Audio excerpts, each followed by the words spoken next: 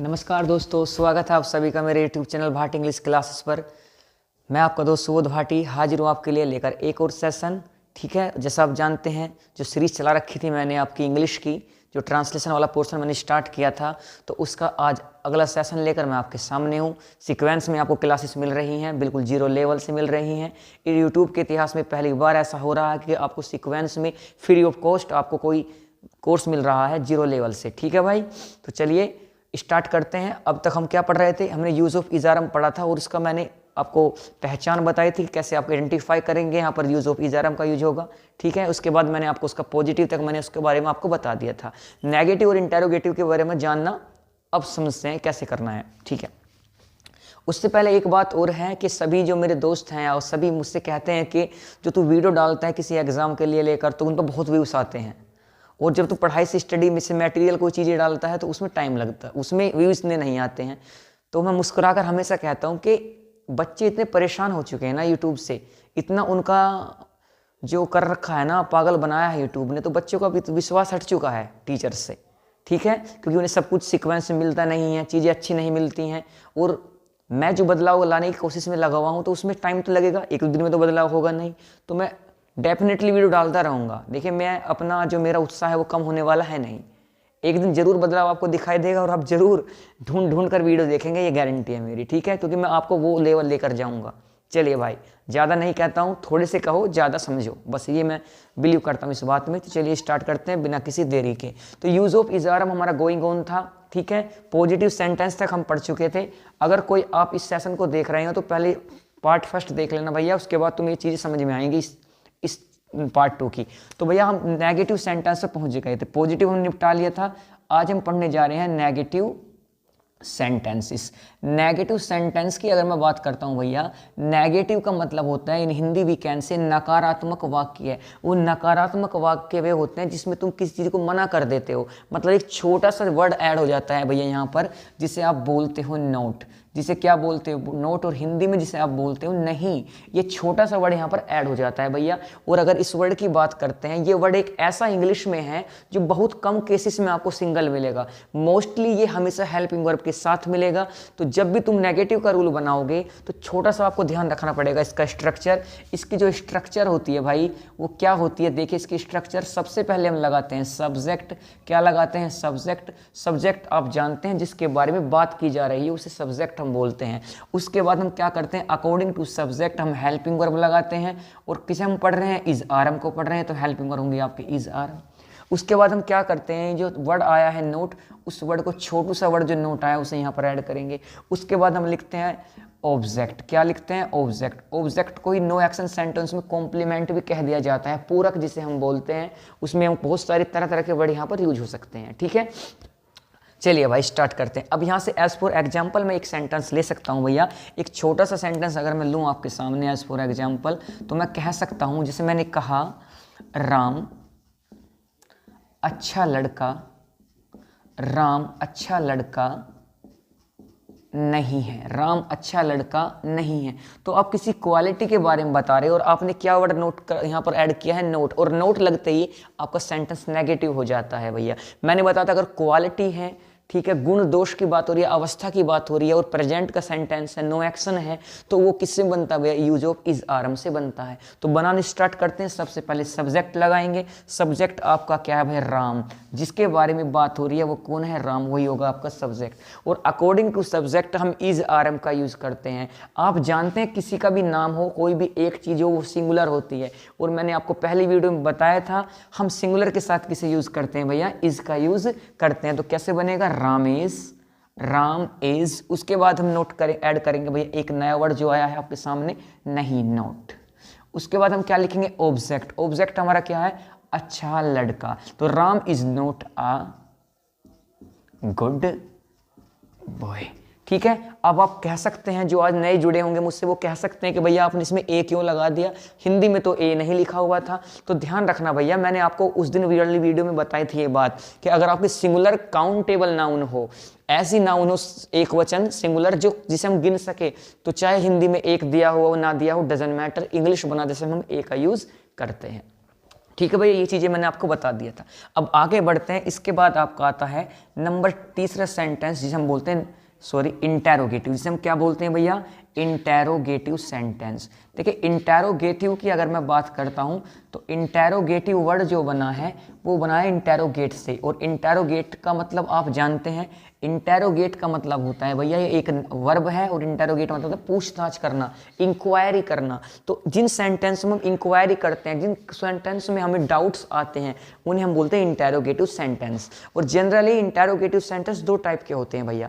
एक तो वो जो हिंदी में क्या से शुरू होते हैं, इंग्लिश में जिनके स्टार्टिंग में हेल्पिंग वर्ब आती है, और एक होते हैं जिनके बीच में क्वेश्चन वर्ड आता है इन हिंदी और इंग्लिश में, जो क्वेश्चन वर्ड से शुरू होते हैं, उन्हें बोलते हैं इंटेरोगेटिव सेंटेंस। एक और टाइप होता है इंटेरोगेटिव सेंटेंस का, जी हाँ, उसे बोलते हैं क्वेश्चन टैग। उसके बारे में फिर किसी दिन बात करेंगे जब आपकी चीज़ें खत्म हो जाएंगी, ठीक है भाई। वहाँ से भी क्वेश्चन बनते हैं आपके एग्जामिनेशन में, CGL CHSL सभी एग्जामिनेशन में वहाँ से क्वेश्चन बनते हैं, उसे भी हम कराएंगे, ठीक है, डोंट वरी। तो चलिए स्टार्ट करें। इंटेरोगेटिव सेंटेंस भैया आपके दो टाइप के होते हैं। फर्स्ट टाइप कौन से होते हैं भाई, जो मैंने अभी बताया हिंदी में, जो क्या से शुरू होते हैं, जो क्या से शुरू होते हैं, इन हिंदी जो क्या से शुरू होते हैं। और क्या से शुरू होने वाले सेंटेंस जो हिंदी में होते हैं तो उनकी इंग्लिश हम वोट नहीं लगाते भैया। क्या करते हैं हम इंग्लिश बनाते समय हमारी जो स्ट्रक्चर होती है भैया, वो क्या स्ट्रक्चर होती है, वो होती है हम सबसे पहले क्या के स्थान पर हेल्पिंग वर्ब को लेकर आते हैं, और हमारी हेल्पिंग वर्ब क्या है इस टेंस की, इज आर एम। तो इज आर एम को सेंटेंस की शुरुआत में लिखते हैं। उसके बाद हम लिखते हैं आपका सब्जेक्ट के बाद अगर नोट है तो हम नोट लगाते हैं, अदरवाइज छोड़ देते हैं। उसके बाद हम वर्ब की लगाते हैं, सॉरी वर्ब तो यहाँ ही नहीं, एक्शन है ही नहीं। उसके बाद हम लगाते हैं ऑब्जेक्ट। क्या लगाते हैं भैया, ऑब्जेक्ट। और ऑब्जेक्ट के बाद एक चीज़ याद रखना, that's called question mark word, इसे भी हम जरूर लगाते हैं। इसके बिना सेंटेंस हमारा रॉन्ग हो जाता है, आप जानते होंगे। एज फॉर एग्जाम्पल एक छोटा सा सेंटेंस मैं आपके सामने लिख दे रहा हूँ। जैसे मैं कह दूँ क्या तुम दिल्ली में हो, क्या तुम दिल्ली में हो, क्या तुम दिल्ली में हो। अब देखिए छोटा सा सेंटेंस है, देखो उसकी कंडीशन की बात कर रहा है, उसकी सिचुएशन की, वो कहाँ पर स्थित है इस टाइम, दिल्ली में है। और स्थिति बताने के लिए भी हम इज आर एम का यूज करते हैं। अगर प्रेजेंट सेंटेंस है आपका तो बनाते हैं भाई, सबसे पहले हम क्या लगाएंगे, सबसे पहले इस क्या के स्थान पर हमें क्या लगाना पड़ेगा, इज आर एम में से कोई एक लगाना पड़ेगा। बट ये किस पे डिपेंड करता है कि क्या लगाना है, सब्जेक्ट पर डिपेंड करता है।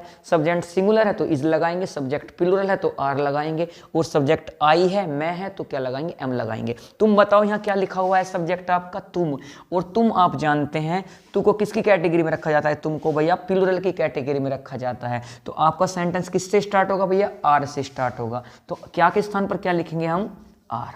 क्या लिखेंगे भैया, आर। उसके बाद हम क्या लगाएंगे, सब्जेक्ट क्या है आपका, तुमको बोलते हैं यू आर यू। उसके बाद हम क्या लिखेंगे भाई, उसके बाद लिखेंगे नोट। क्या सेंटेंस के अंदर नोट है, नहीं है, लीव इट, छोड़ दो। उसके बाद हम लिखेंगे ऑब्जेक्ट, कहाँ है भैया, दिल्ली में। आर यू इन दिल्ली का डी कैपिटल बनेगा, क्योंकि आप जानते हैं किसी स्थान का नाम है अपने आप में प्रोपर नाउन होता है, और प्रोपर नाउन से पहले का पहला वर्ड हमेशा कैपिटल बनाया जाता है। और कहीं स्थान के बारे में बता रहे हो तो इन से बताया जाता है भैया, उस स्थान को दिखाने के लिए क्या लगाते हैं हम, इन दिल्ली। कोई समस्या यहाँ तक, नो प्रॉब्लम। सेकंड टाइप का रूल भी जल्दी से देख लेते हैं भैया, सेकंड टाइप का रूल भी हम जल्दी से देख लेते हैं। सेकंड टाइप वे होते हैं भाई जिनके बीच में क्वेश्चन वर्ड आते हैं। क्वेश्चन वाले वर्ड होते हैं जो क्वेश्चन पूछने वाले शब्द होते हैं, जो किसी भी टेंस को क्वेश्चन में बदल देते हैं। जैसे कह दूं मैं, तुम अब कहाँ हो, ठीक है, तुम कैसे हो। इस टाइप के जो बीच में वर्ड आ रहे हैं, कब, क्यों, कैसे, कहाँ, किसने, किसको, ये सब आपके क्वेश्चन वर्ड होते हैं जो आपको सेंटेंस को क्वेश्चन में परिवर्तन कर देते हैं भैया। इन्हें बनाते समय हम क्या करते हैं, तो हिंदी में कौन से होते हैं, जिनके बीच में क्वेश्चन वर्ड आता है, उन्हें बोलते हैं सेकंड टाइप। तो जब इनकी स्ट्रक्चर बनाते हैं हम, तो इनकी स्ट्रक्चर क्या बनेगी भाई, इनकी स्ट्रक्चर बनती है, हम सबसे पहले क्या लिखते हैं भैया, इंग्लिश बनाते समय सबसे पहले हम लिखते हैं क्वेश्चन वर्ड। क्या लिखते हैं भैया, क्वेश्चन वर्ड।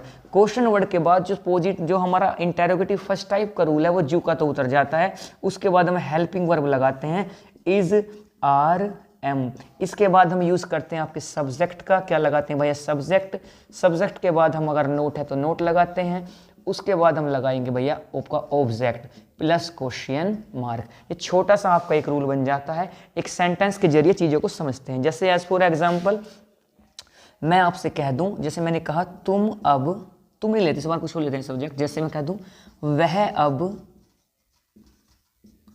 कहाँ है, वह अब कहाँ है, वह अब कहाँ है। देखिए इस कहाँ ने इसे क्वेश्चन वर्ड बना दिया भैया, वह अब कहाँ है। तो देखो कौन क्वेश्चन वर्ड क्या है, आप जरा पहचान लोगे तुरंत, ये रहा आपका क्वेश्चन वर्ड, इसने इसे क्वेश्चन बना दिया। स्ट्रक्चर क्या कहती है कि सबसे पहले क्वेश्चन वर्ड लगाओ। तो क्वेश्चन वर्ड क्या है भैया, कहाँ, और कहाँ को बोलते हैं इन इंग्लिश, वेहर। क्या बोलते हैं भैया, वेहर या वेहर, ठीक है। उसके बाद हम क्या लगाएंगे भैया, इज आर एम लगाएंगे सब्जेक्ट के अकॉर्डिंग। सब्जेक्ट क्या है भैया आपका, इसमें किसके बारे में बात हो रही है, वह के बारे में। और आप जानते हैं वह क्या होता है, सिंगुलर होता है, और सिंगुलर के साथ हम किसे लेकर जाते हैं भैया, इज को लेकर जाते हैं। तो कैसे बनेगा, वेहर इज। बात समझ में आ रही है। उसके बाद हम लिखेंगे भैया सब्जेक्ट। सब्जेक्ट क्या है आपका, वह। लड़का है तो ही लगाते हैं, लड़की होती तो शी लगाते हैं भैया। अब लड़का है तो क्या लगाएंगे भैया, ही। Where is he. उसके बाद हम क्या लिखते हैं भैया, आपका नोट। नोट सेंटेंस में अवेलेबल नहीं है, देन लीव इट, छोड़ दो उसे। उसके बाद हम लिखते हैं भैया ऑब्जेक्ट। ऑब्जेक्ट यहां पर हमारा क्या है, अब, और अब को बोलते हैं नाउ, क्वेश्चन मार्क। तो भैया ये कुछ एक रूल थे जो आपके नो एक्शन सेंटेंस में काम आते हैं, जो यूज ऑफ इजारम में काम आते हैं। मैंने आपको इसकी पहचान वगैरह सब पहली वीडियो में बता दी थी। तो अगर आप नए जुड़े हैं तो उस वीडियो को सबसे पहले देखना भैया। उसके बाद आप इसका स्क्रीनशॉट लेकर अपने नोट्स बनाते रहें। सब कुछ डिटेल में आपको लेकर जाऊंगा, बिल्कुल जीरो लेवल है भैया, ऐसा आपको किसी ने भी नहीं पढ़ा रखा होगा, चाहे आप यूट्यूब का इतिहास उठा के देख लेना भाई, ठीक है। और देखिए थोड़ी वीडियो लंबी हो जा रही है, क्यों होके जा रही है, देखिए मैं डायरेक्ट रूल नहीं लिखता हूँ, लिखे पढ़ा दिए, उसमें मजा नहीं आ पाता, एक मन नहीं लग पाता। अगर चीजें बिल्कुल विस्तार में लिखता हूं तो उसमें तुम्हें भी मजा आएगा और मुझे पढ़ाने में मजा आएगा, ठीक है भाई। तो इसी के साथ कि आपको ये वीडियो पसंद आया होगा। अब हम क्या करेंगे, नेक्स्ट सेशन में आपको यूज ऑफ वोज वर्ब में पढ़ाऊंगा, और कुछ एक इंपोर्टेंट वर्ड, कुछ इंपोर्टेंट सेंटेंस है जो हमें देखने में ऐसे लगते हैं जैसे कि इनमें एक्शन हो, बट वे नो एक्शन होते हैं और इजारम से बनते हैं, उन्हें भी मैं आपको दिखाऊंगा। इनसे रिलेटेड पीडीएफ, इन वर्ड्स की, इन सेंटेंसों की पीडीएफ मैं अपने टेलीग्राम चैनल पर डाल दूंगा, लिंक मैं आपको प्रोवाइड करा दूंगा डिस्क्रिप्शन बॉक्स में। वहां से जाकर आप भैया क्या करने लगा, टेलीग्राम चैनल डाउनलोड ज्वाइन कर लेना, और वहाँ पर आपको पीडीएफ मिल जाएगी, ठीक है भाई। तो चलिए इस उम्मीद के साथ कि आपको वीडियो पसंद आएगा, मैं आपको दोस्त सुबोध भाटी आपसे विदा लेता हूँ। कल फिर मुलाकात करेंगे नेक्स्ट सेशन के साथ, तब तक के लिए ख्याल रखिए अपना, खुश रहे, बाय।